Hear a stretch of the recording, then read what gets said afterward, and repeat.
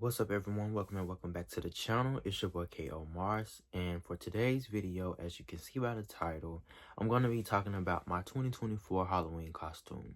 And I didn't go to a party or anything like that. I kind of just dressed up for this event held by the Seven Spaces Events, and they are basically a community organization that tries their best to, you know, pull together the community and all of the artists in the community, creatives, and etc., and just, do positive community engagement and, showcase local artists and, just represent that in Jackson, Mississippi, or just Mississippi as a whole. And yeah, it builds this creative hub, space for all the creatives and people who want to, do creative things in the Mississippi areas.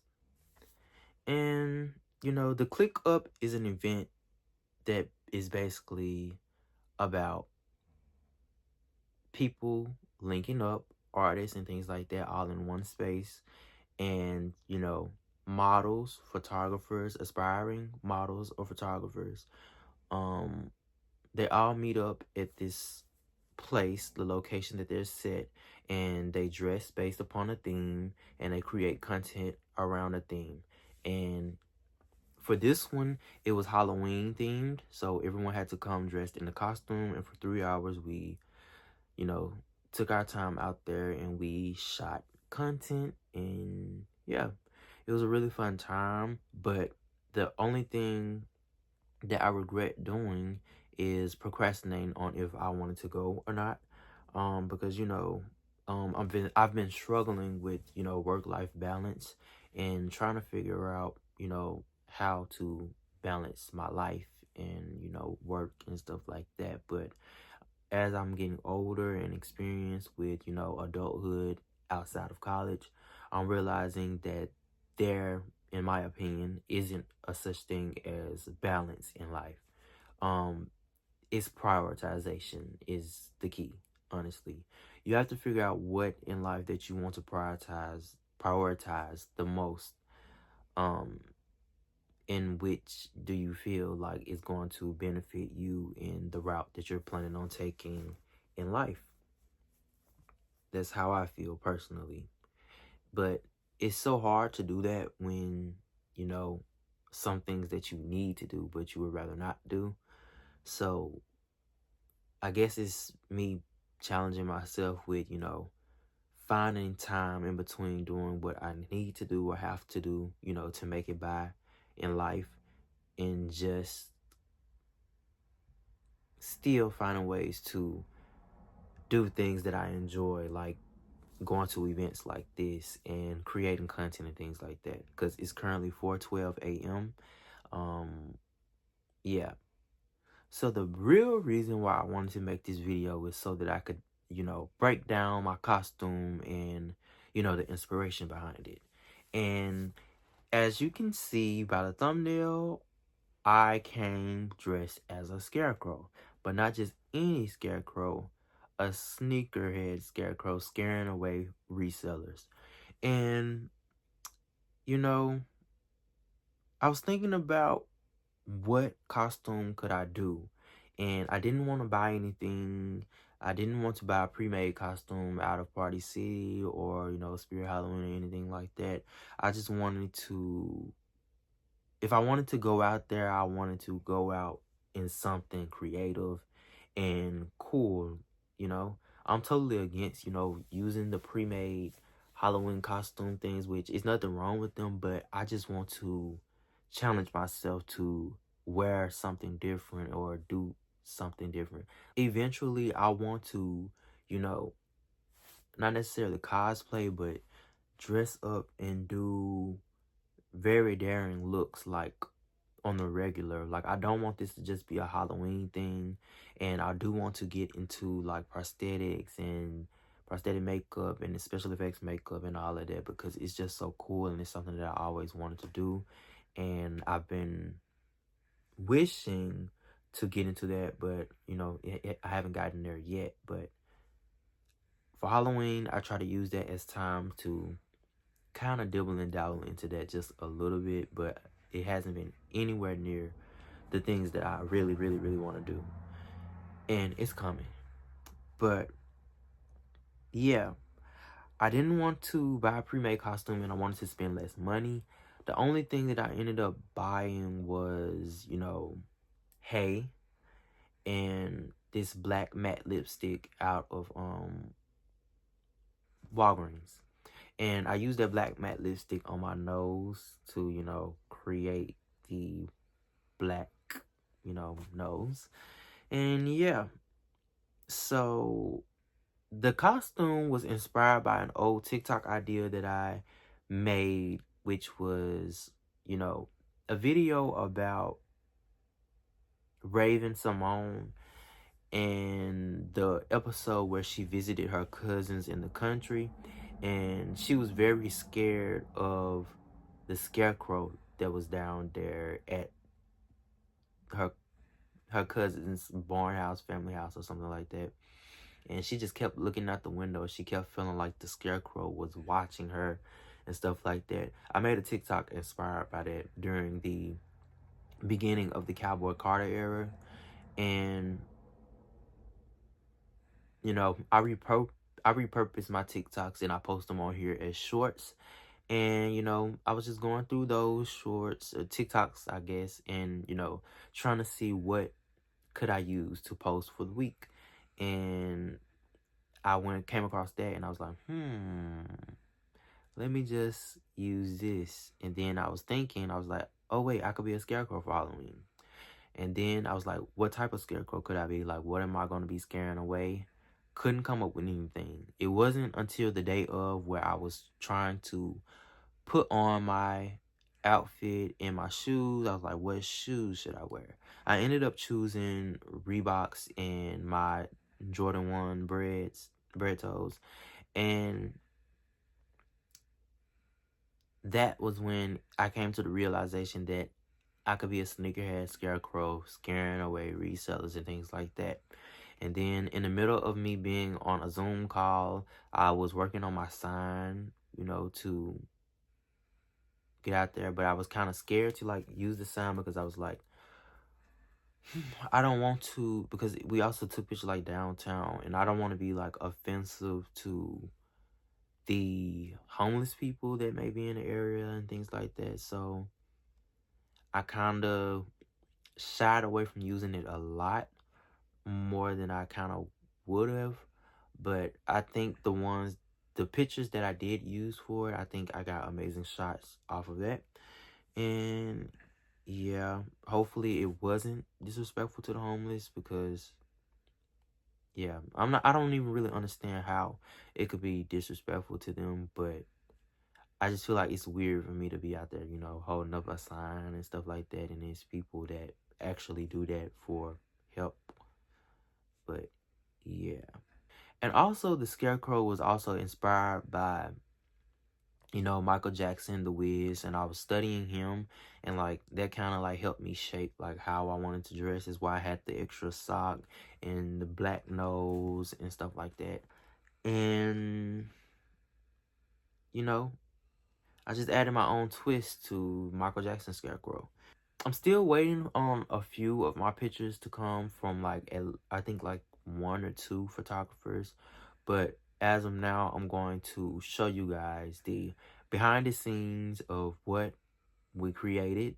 And yeah, so yeah, enjoy, and make sure that you follow me on Instagram at ko.maris, TikTok at ko.maris for any more behind the scenes footage or even the posts of the pictures. And yeah, see you later. Thank you guys for watching, and enjoy the rest of this video. No matter what they do and say, they don't getting rid of me. I come in there there's too many options. I'm finna pass on this body. I'm Jay Drake. I hear you like I'm young. Party at the party playing with his nose now. And my ball boy, let's get raid or something. Since 2009, I had it. I'm hands on. He fuck around, get polished. Fucking Wayne growing, he was in jail. That's conniving.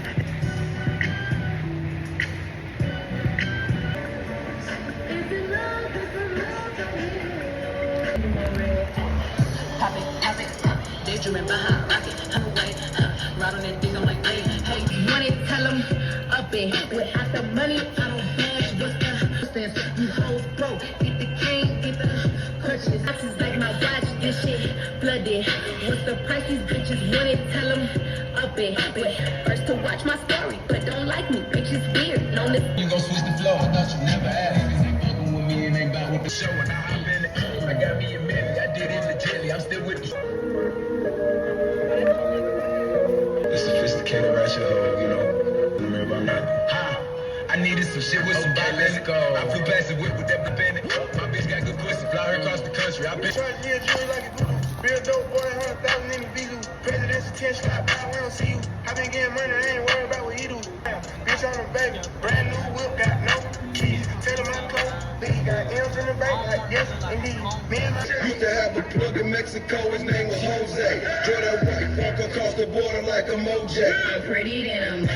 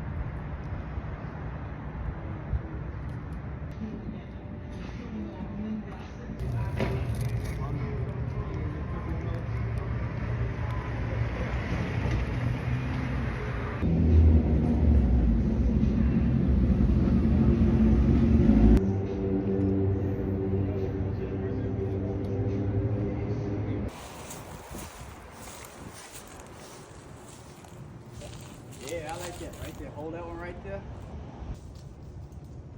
1,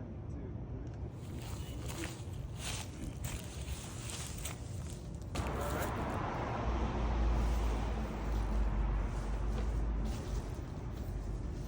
Oh yeah. Yeah, we can work with these.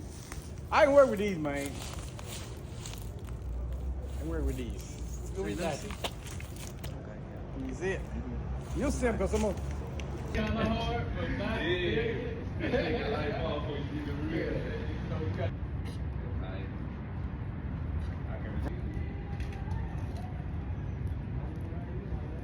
Right hand up. There we go. Lean that hand back up to the right hand. Yeah. Bring it out a little bit. Yeah, hold it right there. Hold that right there. Yeah. Bend that. Can you bend that knee in? Yeah. Lean on that. There we go. Let that arm hang. There we go. Good. There we go. Look at me. Just lift your head. You go 2, 3. Good. Babe, come on down here. That's good too. I like that too.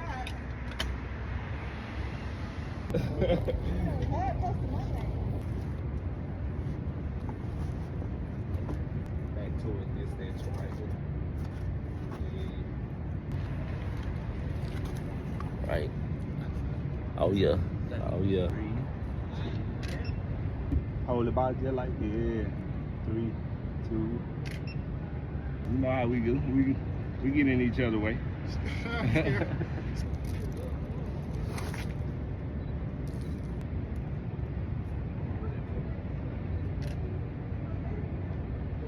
Like the holy pole. Yeah. Fire.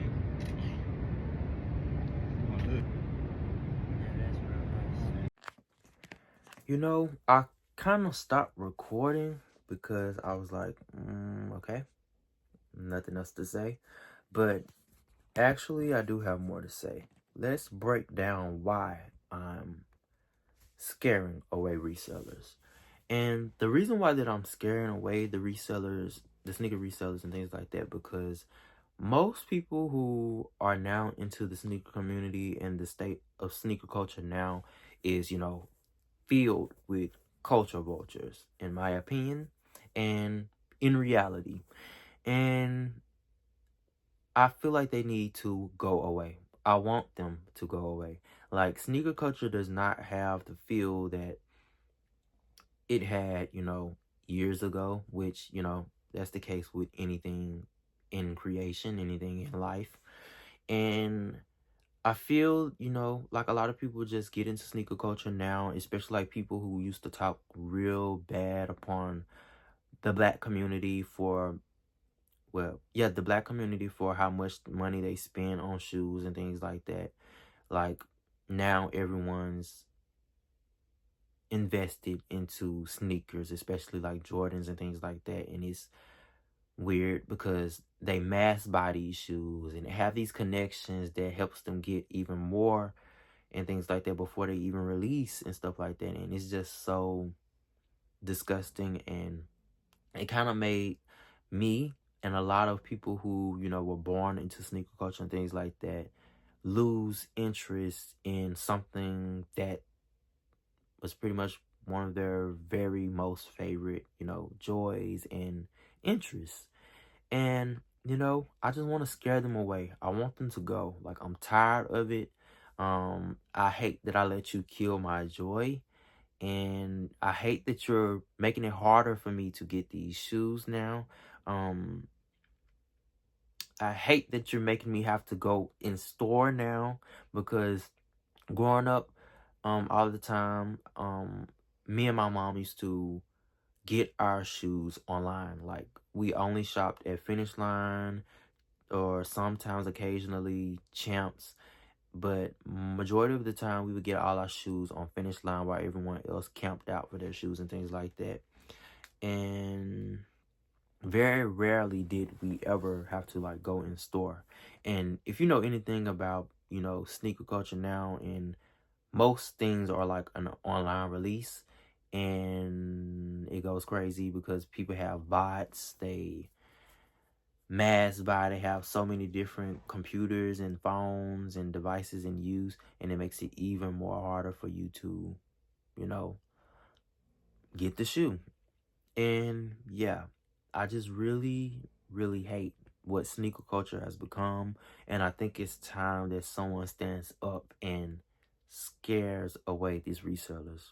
Even though me doing this isn't going to actually, scare them away, because this is how people now fund their lifestyle, pay bills, and things like that. And I think sneaker culture is still, well, not sneaker culture, but sneaker reselling is still a, you know, I'm trying to find a word, but only word coming to me is fruitful. But what I mean is that, like, they can sell shoes and they can make, a profit off of it. But I know, like, there has been a lot of things because it's not much, not necessarily exclusivity, but they release so many of the same models and shoes, and it's so accessible now that, like, who needs a reseller at this point? Only people who are, desperate to say, like, I spent more than retail. But yeah, that's my little spiel on, the current state of sneaker culture and why these resellers need to go.